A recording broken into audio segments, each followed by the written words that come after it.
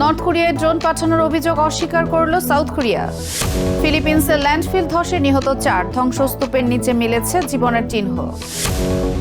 জাপানের সামরিক খাতে দ্বৈত ব্যবহারযোগ্য পণ্যের রপ্তানি নিষিদ্ধ করল চায়না। সাউথ কোরিয়ায় শুরু হয়েছে কনকনে ঠান্ডায় বরফে জমাট বাঁধা নদীতে মাছ ধরার উৎসব। এশিয়ার রাজনৈতিক, অর্থনৈতিক সহ সবশেষ খবরাখবর আপনাদের সামনে এক নজরে তুলে ধরছি আমি রেশমা আহমেদ।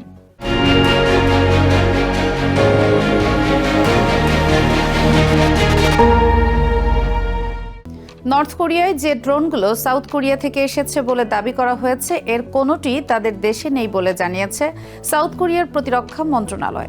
পাশাপাশি প্রতিবেশী দেশকে উস্কানি দেওয়ারও কোনো ইচ্ছা নেই বলে শনিবার এক সংবাদ সম্মেলনে জানানো হয়। এর আগে নর্থ কোরিয়ার রাষ্ট্রীয় গণমাধ্যম দাবি করে গত 4 জানুয়ারি সাউথ কোরিয়া তাদের আকাশসীমায় ড্রোন পাঠিয়েছে, যা তাদের সার্বভৌমত্ব লঙ্ঘন করেছে। প্রতিবেদনে বলা হয়, ড্রোনটি ইনচনের একটি দ্বীপ থেকে উড্ডয়ন করে প্রায় 8 কিলোমিটার উড়ে যাওয়ার পর ভূপাতিত করা হয় এবং এতে নজরদারি ক্যামেরা ছিল, যা গুরুত্বপূর্ণ স্থাপনার চিত্র ধারণ করছিল। এই অভিযোগের জবাবে এক বিবৃতিতে সাউথ কোরিয়ার জাতীয় প্রতিরক্ষা নীতি বিষয়ক উপমন্ত্রী কিম হং চল জানান, এ ধরনের কোনো আকাশযান পরিচালনার কোনো রেকর্ড সিউলে নেই। 1차 조사 결과 নর্থ কোরিয়াকে উস্কানি দেওয়া বা উত্তেজনা ছড়ানোর কোনো অভিপ্রায় আমাদের নেই। দুই কোরিয়ার মধ্যে উত্তেজনা কমাতে ও পারস্পরিক আস্থা তৈরিতে বাস্তবভিত্তিক পদক্ষেপ এবং ধারাবাহিক উদ্যোগ আমরা চালিয়ে যাব। কোরীয় উপদ্বীপে উত্তেজনা কমানো ও আস্থা গড়ে তুলতে সিউল তার প্রচেষ্টা অব্যাহত রাখবে। 긴장을 완화하고 ফিলিপিন্সের একটি ল্যান্ডফিলে আবর্জনার বিশাল স্তূপ ধসে অন্তত 4 শ্রমিক নিহত হওয়ার ঘটনার পর ধ্বংসস্তূপের ভেতরে জীবনের চিহ্ন পাওয়া গেছে।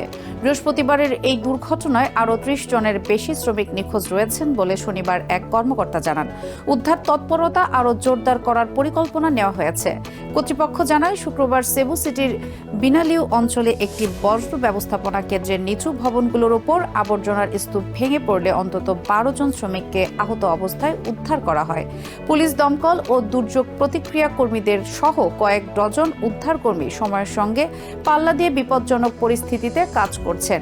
এক বিবৃতিতে সেবু সিটি কর্তৃপক্ষ জানায়, নির্দিষ্ট কিছু স্থানে জীবনের চিহ্ন শনাক্ত হয়েছে। এ কারণে অত্যন্ত সতর্কতার সঙ্গে খনন চালানো এবং আরও উন্নত 50 টনের একটি ক্রেন মোতায়েন করা হচ্ছে। জাপানে দ্বৈত ব্যবহারযোগ্য পণ্যের রপ্তানি নিষিদ্ধ করেছে চায়না, যেগুলো বেসামরিক কাজের ব্যবহারের পাশাপাশি সামরিক উদ্দেশ্যেও কাজে লাগানো যেতে পারে। চায়না ও জাপানের মাঝে তাইওয়ান ইস্যুতে উত্তেজনা বাড়ার প্রেক্ষাপটে এই সিদ্ধান্ত এলো।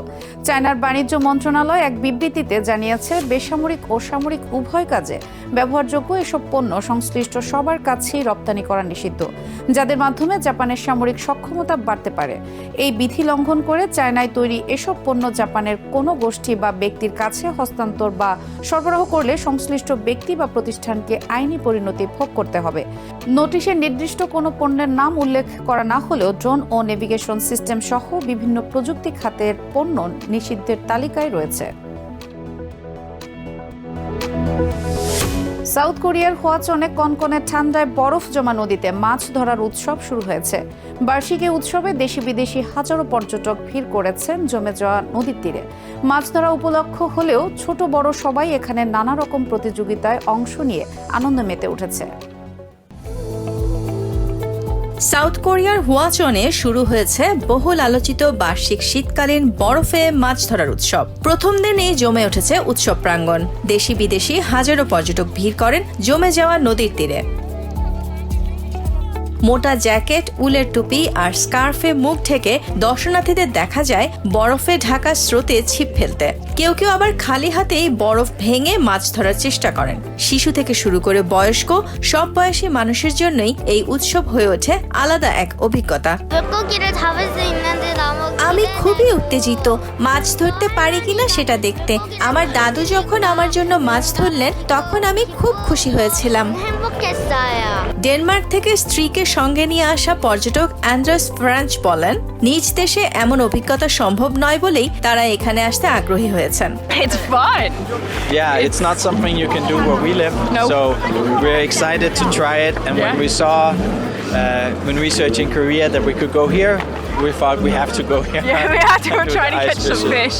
Yeah. This is the highlight of the whole thing. It's শনিবার বিকেলে তাপমাত্রা নেমে আসে -9 ডিগ্রি সেলসিয়াসে। এতে নদীর বরফের পুরুত্ব দাঁড়ায় প্রায় 26 সেন্টিমিটার। যদিও উৎসবের আগে নদী জমবে কিনা তা নিয়ে কিছুটা শঙ্কা ছিল বলে জানান স্থানীয় মেয়র। তবে জলবায়ু পরিবর্তনের প্রভাব নিয়ে উদ্বেগ প্রকাশ করেছেন আয়োজকরা। ভবিষ্যতে উৎসবকে আকর্ষণীয় রাখতে নতুন আয়োজন যুক্ত করার কথাও ভাবা হচ্ছে।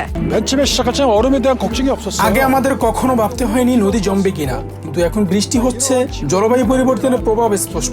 ভবিষ্যতে নদী জমানো কঠিন হতে পারে, তাই দর্শনার্থীদের আনন্দ দিতে নতুন আকর্ষণ যোগ করার বিষয়টি ভাবতে হবে। 그래서 산천어 축제도 হুয়াচন কাউন্টি কর্তৃপক্ষ জানায় উৎসবের প্রথম দিনেই প্রায় 65,000 দর্শনার্থী বরফে মাছ ধরার এলাকায় হাজির হয়েছেন। এর মধ্যে প্রায় 3,200 জনই ছিলেন বিদেশি পর্যটক। Nahid Sihan, TVN 24 news desk. এক নজরে প্রতিদিন এশিয়ার খবর জানতে চোখ রাখুন TVN 24 নিউজ নেটওয়ার্কের ইউটিউব ও ফেসবুক পেজে। নিউ ইয়র্ক থেকে সম্প্রচারিত TVN 24 টেলিভিশন বিশ্বজুড়ে বাঙালির কণ্ঠস্বর।